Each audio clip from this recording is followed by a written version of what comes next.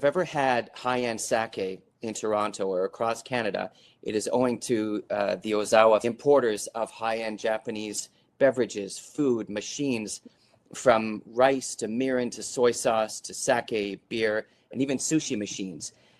So Shotaro Ozawa is with us right now from Toronto, and I'm very excited to speak to him, to ask him about sake. Hello. How you doing? Hello, Adam. Hello, Sarah. Happy New Year. Happy New Year to you. Thank you for having me. Oh, it's a pleasure. And Kampai, are you? Hi, I'm gonna join you with a bottle of sake from Hokkaido. Okay. Otokoyama Brewery. I'm drinking their Inaho Junmai Daiginjo, and it's a very floral, fragrant sake. Okay. Kampai. Kampai. Thank you. Well, I want to ask you this. When I was first introduced to sake in the late 80s, early 90s, I really didn't care for it. I'm wondering if my tastes have changed or if the quality of sake that we now receive has improved. Good question, Adam. I think both. I think as we age, let's mature, and our experiences help with our experiences and our food choices or beverage choices. But also, you're exactly right, correct, in that the quality and the sake offerings recently are phenomenal. There's a wide spectrum, is from very floral, fragrant, and your sparkling sake is really spot on. And there's more of the sparkling sake in the market, a new genre for the sake category, but also, you know, you have your tried and true drier sakes that are very food friendly. But sake in general is a very supportive beverage for the food culture, food industry, especially Japanese food, but also our sake is venturing into non-Japanese restaurants and served by soms that are not only in Japanese restaurants. So it's a wonderful time for sake. And actually, you have one sake, Mio. Yes. I think, is that from Kyoto? That is from the Hyogo prefecture. Oh, Hyogo, okay. So that, I think, was the parent company from Kyoto, and from Hyogo. And yes, Mio sparkling sake is that was one of the first, wasn't it? Of sparkling sakes. First, to really be marketed, and it's actually a global phenomenal success, and it is the most popular sparkling sake in all of Japan, which also makes it the most popular sparkling sake globally. In addition to sake, I noticed you also have a variety of rice and soy sauce, and I think what we don't always know in Canada is that there is such a variety of rice in Japan. Just like every prefecture has its specialty brands of Wagyu, every prefecture is proud of its rice. And you could go to a supermarket in Japan and there could be a whole section devoted to soy sauce. There could be so many varieties depending on what you want to do with it. So it's not just kikkoman. You have Yuasa, which I went to in Wakayama Prefecture years ago. That's one of the oldest. And they make soy sauce ice cream. They do all sorts of things with it. And also Yamasa you have, which I think is one of the oldest in Japan. Yes, you have the two main largest national brands, Kikkoman and Yamasa. Mm-hmm. Yamasa is apparently preferred by chefs, and Kikkoman is kind of like your domestic brand. But Yuasa, that's amazing. You've been to Wakayama, Yuasa, kind of they're the birthplace of Japanese soy sauce. That's right. And Mom, you have I gave you a powder, a soy sauce powder that you use sometimes. Yes. That's great. It just somehow enlivens whatever the dish is. It gives it an extra something. I mix that powdered soy sauce with my magic spice mixture. Mm-hmm. Wonderful. Well, I mean, just like sake, soy sauce and miso, they all use this magic microbe called koji. Mm-hmm. that helps to bring out a lot of the flavor profiles. that are popular in Japan. And koji and sake was recognized recently by UNESCO as an intangible cultural heritage product. And just like washoku was recognized I think over a decade ago, Yeah. sake was just recently recognized by UNESCO. And it has really helped to put sake and koji and the production method on a global spotlight. And it's interesting because, with wine, we're aware of the grapes and that there's, thousands of different grapes, but I don't think people are aware how many different kinds of rice there are, how many different kinds of koji there is, and how many different kinds of yeast. There's so many different varietals. So for a brewery to make a refined sake, there's such an equation involved in differentiating one from another that's it's extraordinary to go to Japan and keep in mind different kinds of sake. Like if you were to customize your own sake tour, to taste the range of flavors and profiles and how that affects the experience of dining.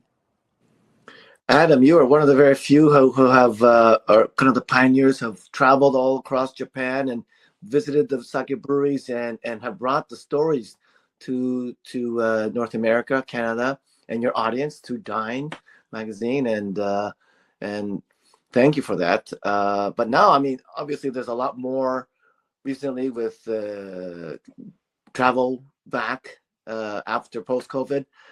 Millions of travelers are going to Japan and now experiencing what you are with the breweries, and it's really a renaissance period for Japan. Could you tell the story of how you met my mother? So, Sarah, you Yes. are responsible for lighting a fire in my belly about sake. Back over a decade ago, I think it was 2000. So, I was a guest speaker at the U of T Monk School of Business, I think. Yeah. And you were so nervous.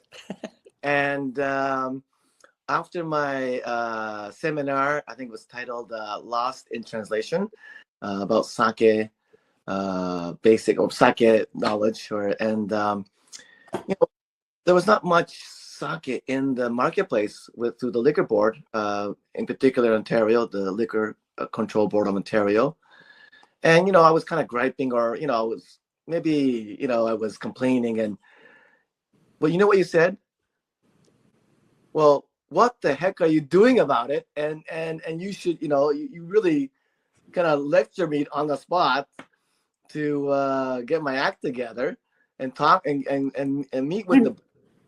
And in your phenomenal character, it was like, oh my God.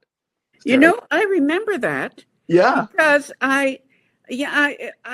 there are people who say, oh, this is so bad and this isn't being done and so on.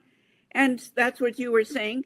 And I said to you, because you were young, younger then. And I said to you, well, what are you doing about it? Why don't you just bring it in, import it? Exactly. And that was the impetus of me joining my competitors, but also my colleagues in the sake, importation, distribution arena here. And I said, let's join forces, let's make the pie bigger. And we created the Sake Institute of Ontario, and we started Kampai Toronto. But even before that, there were, but yeah, thank you so much for that. But even before that, I want to say, there have been chefs, but in particular, there's a chef named Michael Padaran. Mm-hmm. And he was he is a phenomenal chef, and he was, working in Toronto, and he was one of the very first pioneers of pairing sake with his cuisine. He was really a pioneer. He had a culinary theater before anybody else had it in all of Canada, or all of, I say, North America. Anywhere. Yeah. and he was pairing sake with his Asian-inspired, Japanese-inspired cuisine. And I was so privileged to be one of his suppliers. And so we were, but we were very small. Only one chef and one supplier. But there were other distributors, but it helped. Sarah, you helped me, wake up, and you put the fire in my belly to do something about it, and I did. So yes, I do. I do that to men. Yes. Well, but you wanted to ask, Yes. yeah, about how to shop for sake. Well, two things. How do you shop for sake? You explained that there are many different kinds, dry and sparkling, and some that are more sweet and so on, just in the same way as wine. So I think that probably the LCBO people are quite well versed in explaining the different kinds of sake to people. But the thing that I always thought before I went to Japan was that sake was a very strong drink, like that Chinese drink, Baijiu. Baiju. That's killer. Baiju is over 50% ABV, alcohol percentage. Sake ranges from 5 to 18. Yes, but who knew? You're right. Mm-hmm. So it was not until I was in Japan visiting my kid here that I tasted sake very apprehensively, because I had already tasted Baijiu. And I was so surprised, you can't imagine, because it's like on the level of a nice sherry, not the taste, but the level of depth of flavor. Mm-hmm. And its elegance. Definitely. Sake has its own category of taste profile. It's like a very refined white wine. There are sakes that are similar to Rieslings. There are sakes that are dry, like a Chardonnay. Mm-hmm. But I mean, it's a little bit different from the reds. There are some sakes that are kind of like just, hear me roar, and I don't care what I pair with. But majority of sakes are very supportive beverages. So, chef's cuisine. What would your tips be for someone going to the LCBO to purchase sake? If you could give just a couple tips of how to select for your meal pairing. Well, thank goodness, since Sarah lit a fire in my belly, and I've spoken with the LCBO, the association, the Sake Association. George Soleas, the chairman and president of LCBO, brought in world parts of the world, and now it's called Destination Collection. There are East Asian Destination Collection stores in Toronto. There are 3 in particular. There's over 200 different sakes available in those 3 stores, in each of those stores. And now you can buy them online as well through the lcbo.com website. Of course, they're always rotating, but when you do get to go visit one of those East Asian destination stores, look for the grade or category. If you want to try Junmai, which means pure rice, Ginjo, which means premium, and Dai Ginjos mean Grandier or Grand Cuvée, really high-end. Polish ratio is very high. I'm drinking a Dai Ginjo, and just like you mentioned, using a yeast that is provides very floral notes. And so again, the brewmaster's formula for creating sake is it's like opening up a sorcerer's magic bag.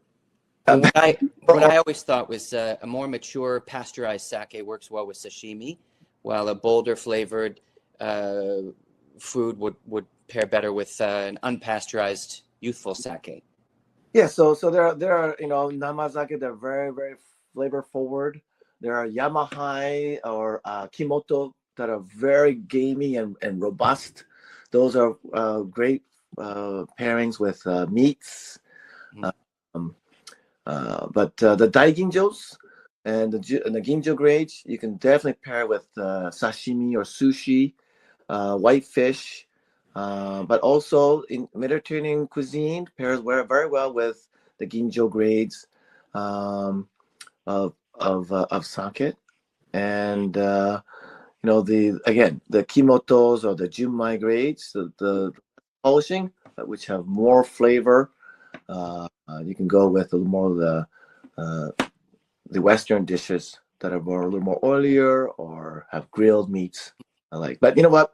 I think a chef. I think that's good. That's also one of your guests tonight, Michael Padaran, is much more versed than I am to talk about food pairings. Okay. Well, we'll get to him, but in the meantime, I wanted to thank you so much for your time on this evening, and I look forward to seeing you again. The last time I saw you was at a sake dinner, and that's right. Next On one. the journals residence. So we'll see you again, definitely, Adam and Sarah. I'll see you at either a trade show or one of your other podcasts. Well, keep that fire burning.